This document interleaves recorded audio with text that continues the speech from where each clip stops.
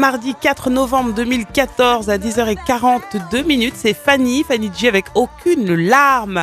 C'est le moment d'aller au standard de la radio africaine pour retrouver notre chroniqueuse culturelle, notre chroniqueuse cinéma. Mariam Diop nous rejoint tout de suite. Bonjour Mariam, comment ça va? Bonjour Aïssa, tout va bien, bonjour à tous. Alors nous parlons aujourd'hui cinéma, Mariam. Absolument, et j'ose une indiscrétion. Vous a-t-on déjà dit, Aïssa, j'ai ta nostalgie? Ah, je l'ai tellement entendu cette phrase. Donc, vous n'êtes pas sans savoir que les Sénégalais ont cette expression pour dire à un être qu'il leur manque. En intitulant son film Dakar, ta nostalgie, Florence Arrigoni-Neri fait une vraie déclaration à cette ville qu'elle a découvert en 1995.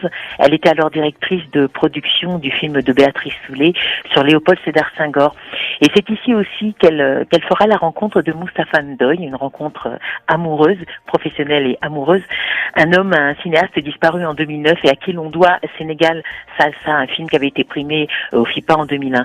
Alors, en 14 années, Dakar a finalement cheminé en elle, et la cinéaste nous offre aujourd'hui un récit assez intimiste, un voyage en forme d'hommage aux vivants, mais aussi aux morts, en fait, à tous ceux qui ont peuplé sa vie dakaroise. Alors dis-nous, Mariam, quel message porte-t-elle à travers ce film, justement ?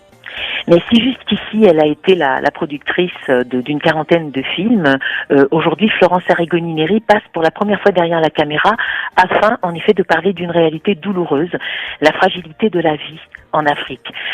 Pour donner quelques chiffres, 58 ans, c'est l'espérance de vie des hommes sénégalais. Elle est de 62 ans pour les femmes et on sait que 25% de la population du pays n'atteindra pas l'âge de 40 ans. Cette existence fragile, cette cinéaste l'a côtoyée. Elle dit « Tout est pareil à la ville que j'ai connue entre 95 et 2009. Tout est pareil ou presque. Trop d'amis ont décédé à la fleur de l'âge, du jour au lendemain, par des maladies sans nom. » Alors bien évidemment, derrière ce qui s'esquisse, ce sont des soins trop onéreux, bien évidemment des diagnostics médicaux qui viennent de façon trop tardive.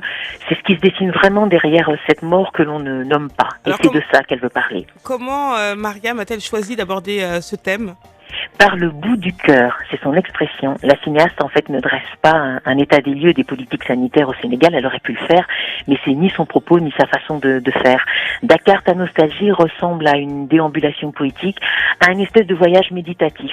Durant 1h10, le film nous guide à travers les rues de Dakar. On rentre carrément dans le ventre de cette ville, à la rencontre de gens qu'elle a croisés ici et là, qui vivent ici, parfois même survivent. Ce sont des pêcheurs, c'est par exemple une vendeuse d'arachides.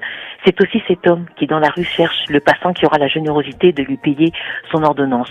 Tous, à leur manière, parlent de l'âpreté du quotidien, de cette bataille un peu qu'ils livrent au jour le jour pour assurer leur propre subsistance et sûrement celle des leurs. On voit donc ces hommes et ces femmes anonymes, et puis il y a aussi des personnalités qui apparaissent à l'écran, Mariam. Oui, effectivement, des personnalités, en tout cas des gens qui sont connus à Dakar, voilà, dont leur image est assez familière. Nous faisons par exemple, nous, la connaissance de Maktar Ndiaye, dit Dada, c'est un ami de la cinéaste, et depuis 20 ans, il se consacre totalement à une chose, donner de la joie aux enfants. Il est clown marionnettiste, il va à la rencontre des petits et partout où il se trouve. Donc, le sourire sur le visage d'un enfant, il considère cela comme une mission qu'il s'assigne et c'est loin d'être un supplément d'âme pour lui. Ce qui pourrait paraître dérisoire pour certains ne l'est absolument pas à ses yeux. Pour l'artiste, je cite, tout est à faire ici. Il y a aussi Joe Wakam, un artiste de renom, une espèce d'allure comme ça hiérarchique, une espèce de paix comme ça qui émane du personnage. Il évoque son Dakar et il se fait le dépositaire aussi dans le film d'une espèce de mémoire poétique qu'il ravive en citant des vers de Birago Diop ou encore de Sédar Senghor.